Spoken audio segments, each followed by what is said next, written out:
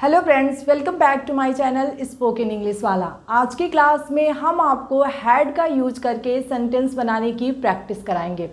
Had का use जब हम करते हैं पास था, पास थे या पास थी के सेंस में, या भाई था, बहन थी, चाचा थे, इस सेंस में जब हम हैड का यूज करते हैं तो हम बहुत सारे सेंटेंसेस बनाते हैं। जैसे मैं अगर आपसे बोलूं कि मेरे पास एक घर था, मेरे पास एक घड़ी थी, मेरे पास एक कार था, तो ऐसे सेंटेंसेस जिसको बोलते वक्त हम एंड में पास था बोलते हैं, उनको हम इंग्लिश में ट्रांसलेट करते वक्त हैड का यूज करते हैं। जैसे या मैं ये बोलूँ कि मेरी एक बहन थी, तो इसको भी हम ट्रांसलेट करेंगे तो हैड का यूज करके हम ट्रांसलेट करेंगे। तो चलिए आज की क्लास शुरू करते हैं।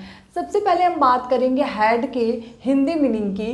तो इसका मतलब होता है पास था, यानी जब कोई चीज़ आपके पास पास्ट में होती है तो उस केस में आप पास था या पास थी या पास थे का यूज़ करते हैं।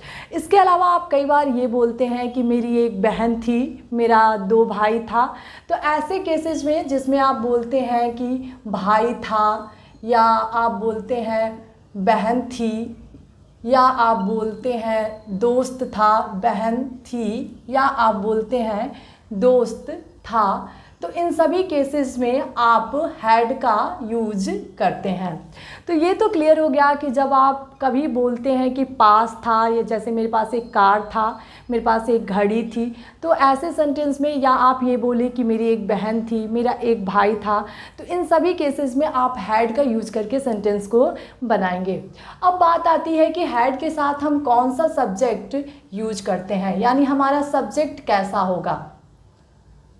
तो हमारा सब्जेक्ट कैसा होगा ये हम जानेंगे। तो हैड जो होता है वो सभी सब्जेक्ट के साथ यूज किया जाता है, चाहे सब्जेक्ट हमारा सिंगुलर हो या प्लूरल हो। इसका मतलब ये हुआ कि हम हैड का यूज ही, शी, इट और नेम के साथ, यानी सिंगुलर सब्जेक्ट के साथ तो करेंगे। इसके अलावा भी बहुत सारे सिंगुलर और प्लूरल सब्जेक्ट जो होते हैं उनके साथ भी करते हैं, जैसे कि आई, वी, यू और दे।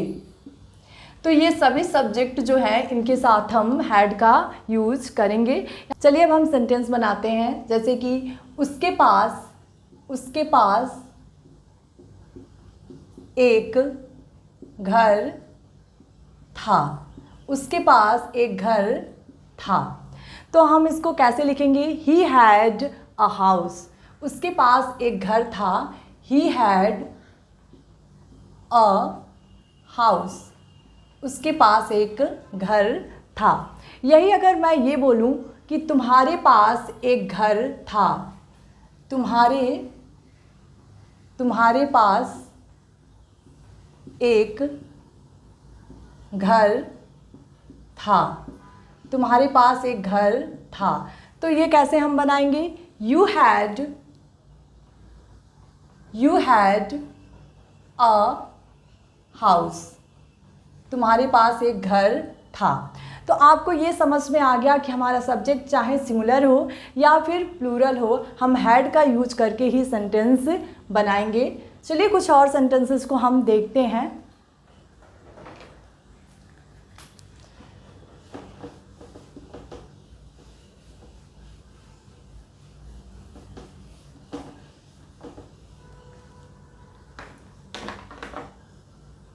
जैसे अगर मैं बोलूं कि मेरे पास एक पेन था, तो आप इसको कैसे लिखेंगे? I had a pen. या मैं ये बोलूं कि मेरे पास एक छाता था, मेरे पास एक छाता था। I had an umbrella. I had an umbrella.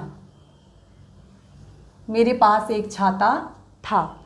या अगर आपको बोलना हो कि मेरे पास एक चाबी था, मेरे पास एक चाबी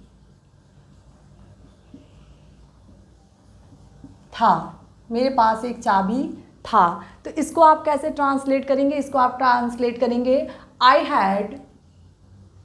हैड अ की। मेरे पास एक चाबी था। तो ये तो हमारा हो गया हैड का यूज इन सेंस ऑफ पास था, पास थी या पास थे के सेंस में।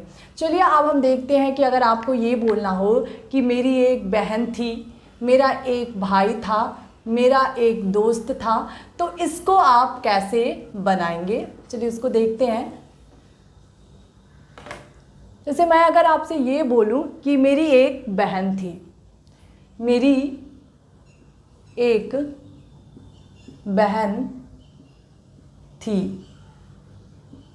मेरी एक बहन थी, तो इसको हम कैसे लिखेंगे? I had a sister. मेरी एक बहन थी, आई हैड अ सिस्टर।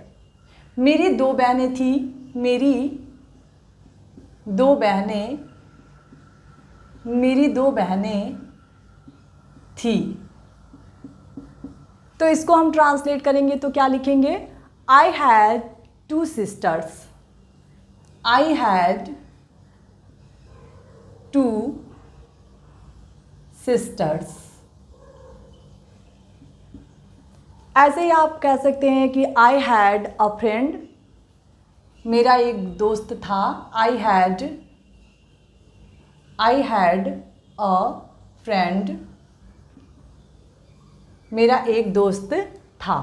तो ये तो आपको क्लियर हो गया कि जब आपको किसी से ये बोलना हो कि मेरे पास एक घर था, मेरे पास एक बंगला था, आई हैड अ बंगलो। मेरे पास एक घर था, आई हैड अ हाउस। ऐसे सेंटेंस जिसके एंड में आपको पास था या भाई था या बहन था बोलना हो, तो उस केस में आप हैड का यूज करके सेंटेंस बनाएंगे। तो आई होप कि आज की ये क्लास आपको काफ़ी पसंद आई होगी, इसलिए वीडियो को लाइक, शेयर और सब्सक्राइब करिए।